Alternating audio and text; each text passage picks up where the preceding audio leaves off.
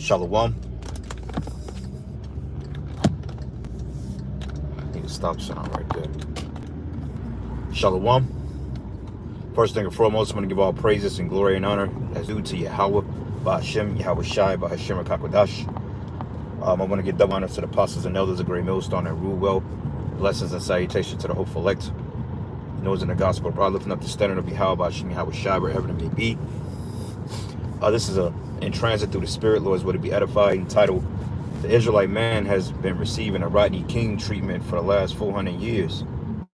And I woke up with that on my spirit because, just meditating on things, on how us as men in this system, we're literally treated like shit.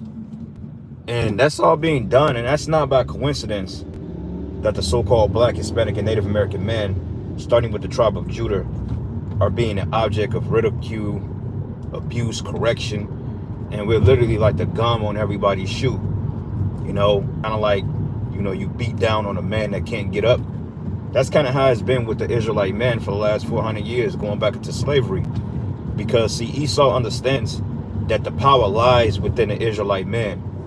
And he understands to some degree the Heavenly Father was going to rise us up. Well, he understands fully that the Heavenly Father was going to raise us up in the end times, or in these end days, to overtake his ass, man. So he's done everything in his power to keep Jake at the bottom of the totem pole, man. Okay, and one thing for sure is putting that fucking woman over us, man. One thing for sure is he's putting that damn woman over us, man. Hold on, give me 1 second. It's putting our women over us when it comes to majority of these affairs in Babylon. Putting the kids over you and castrating you, which used to be physically, and now spiritually, he's castrates you in front of your whole goddamn family, man.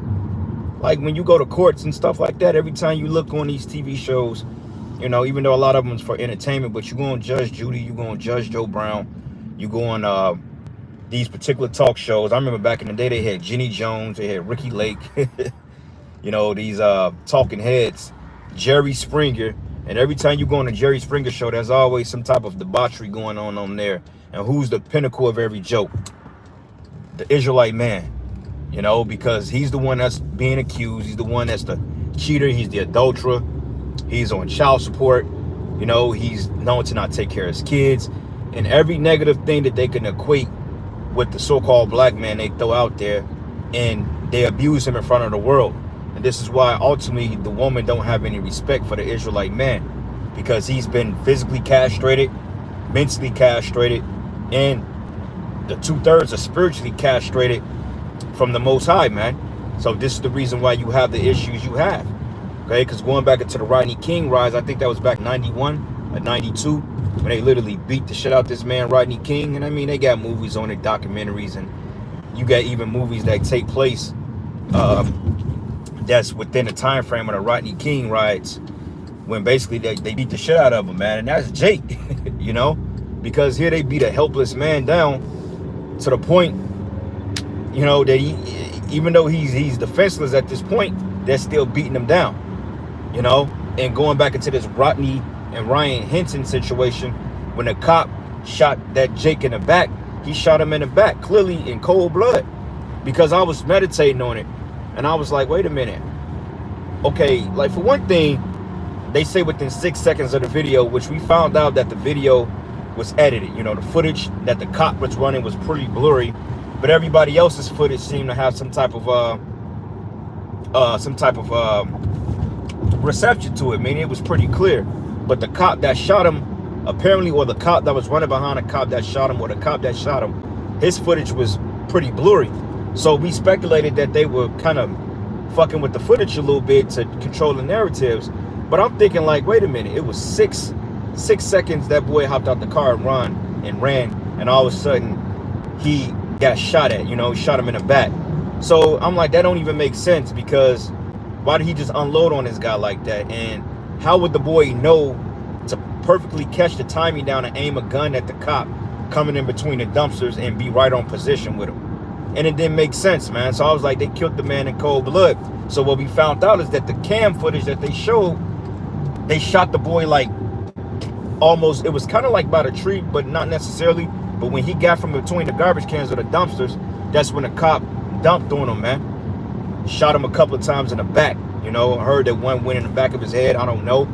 But either way it go, they shot the boy in cold blood. Because ain't no way in hell a man poses a threat to you if he's running away with his back turned. You see, so he didn't point a gun at no goddamn officer, because that's the case, he just would have shot at the officers as they were coming up to the car. Why would you get out the car and then point the gun? I mean, if you're running away, it don't make sense for me to get out the car and run away and then point the gun at you as I'm running away. It don't make sense. You know, it don't make sense. That's not even a vantage point. And that boy wasn't even skilled in combat to even be calculative enough to even have the gun aimed in a particular position to shoot that cop, man. So that was all a lie. They killed him in cold blood. You know? And this is basically what we've been saying. Jake have been the ridicule of abuse, man. Even going through these court systems, I see it happen all the time. Jake totally gets railroaded, and they totally overtake him and they devour him in these courts, man. And then he comes out of that broken, angry, pissed off. You know, and when Jake wants to get back, all of a sudden, then all of a sudden he wants some get back. Then all of a sudden he's the bad guy. You know, he's the one that's the abuse, the aggressor. But just like if you corner a cat, or if you corner any animal, even a possum, which opossums are pretty defenseless, right?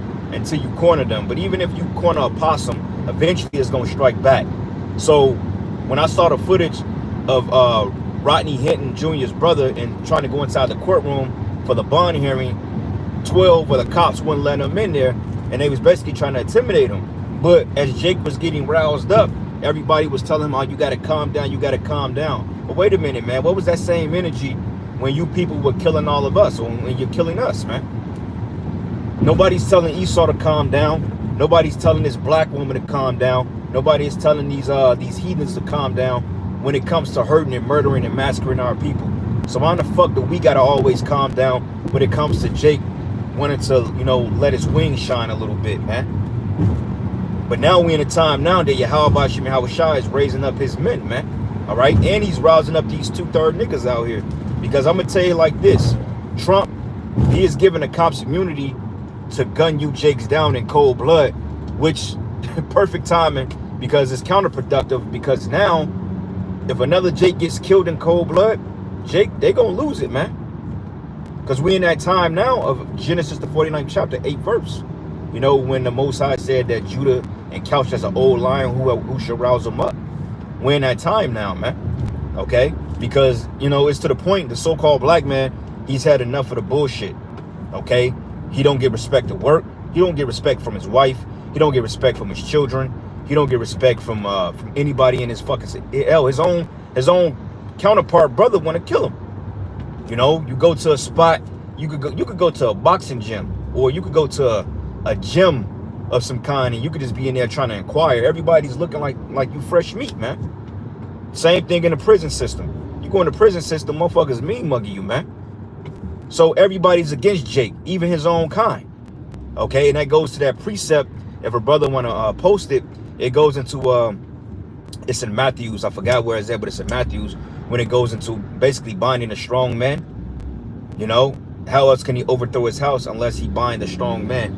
And Jake has been the recipient of being bounded, man. And this is why it tells us in Isaiah the 42nd chapter that we are delivered in we're put in holes and trapped in holes and snares and hidden prison houses, and nobody said restore, because nobody's out here advocating for Jake, man.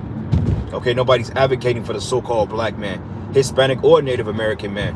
But even then, among the other tribes, they hate Jake, because Esau did that because he understands that power lies with the so-called black man, man. And he understands, according to Genesis the 49th chapter, that Jake was going to rise up. So he did everything in his power to keep Jake at the bottom, to keep him mentally dumbed down, man. This is why he put the tenets of Jake.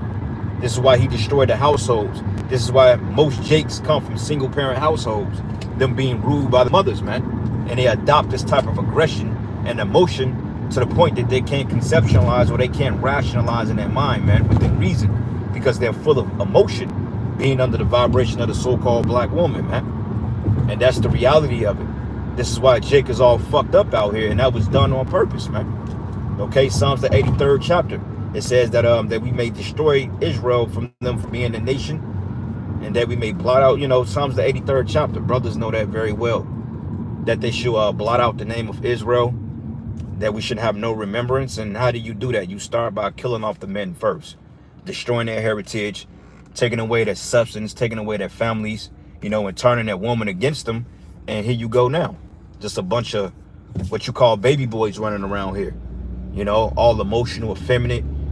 Jake hates one another. You can't even get along with other niggas because they want something you got, or they feel some type of way about you, man. Which is all due to the curses. So yeah, man, we've been getting this treatment for 400 years. I was reading a book going back into the tenets of slavery, and they used to literally beat Jake until his rod fall off, man. Like, how do you nail a man to a bedpost? You nail his dick to a bedpost, and you beat the hell out of him until his rod rip off, man. I mean, that's just shit. That's fucking inhumane, man. And then they get mad at Jake when Jake wants some fucking get back, or when Jake gets pissed off. They get mad at Jake. Oh, you gotta calm down. You gotta calm down. No, man.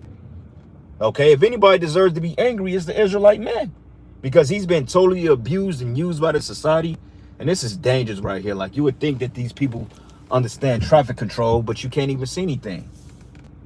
But anyway, Jake has been the object of abuse for 400 years. So if anybody got a right to be mad, it's the so-called black man, man. The so-called Israelite, or not the so-called, the Israelite man. He has the right to be upset about the bullshit that he's been through in life, man.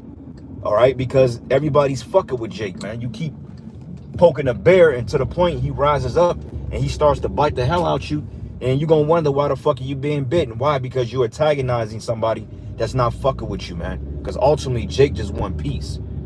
Jake just want their women, they want their children in order, and they just want to be left the fuck alone, man. But you create a gorilla and you put him in the zoo, and this is what happens. He behaves that way.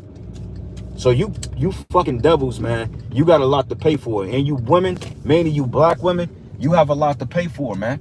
Because you took part in the affliction of the so-called black man, and then you want to turn around and call him a nothing-ass nigga, or a deadbeat, or you want to call him a loser. You call him all manners of bullshit, yet when you've played right into the narrative of afflicting your men. And then you say, well, we ain't getting protection from him. Well, because you turned your back on him. And you totally physically castrated the man. So of course you're not going to get any protection from a person like that. Hell, I'm not going to protect you if you feed me over to the wolves and you left me out there to die. Why the fuck would I protect you? But anyway, I'm at my destination. But let me read this real quick. This is Matthew 12:28. It says here, but if I cast out devils by the spirit of Yahweh, then the kingdom of the Most High is coming to you. Or else, how can one enter to the strong man's house and spoil his goods, except he first bind the strong man, and when he will spoil his house? Okay, and that's the point. They spoiled Jake. They overthrew the houses through the feminism. Okay, women's lib, through taxing the woman, through particular programs like child support, welfare. They've done all that to totally overthrow our house, man. And this is the reason why you have broken homes, which goes back into the curses, by the way. Okay, the scriptures say that Deuteronomy 28 and I think 55 or 56 said that the woman that is tender and delicate among you, my eye should be evil towards the husband of our bosom. And also it tells you that Jake's eye should be evil towards his brother. So at the end of the day, it all goes back into the curses, man. But anyway, brothers, with that, man, I got to make this meeting, giving all great praises and glory and honor that's due to Yahweh Ba'ashim, Yahweh Shai, Ba'ashim Rakakwadash. Lord's will, you will edify. Until the next lesson. Shalom.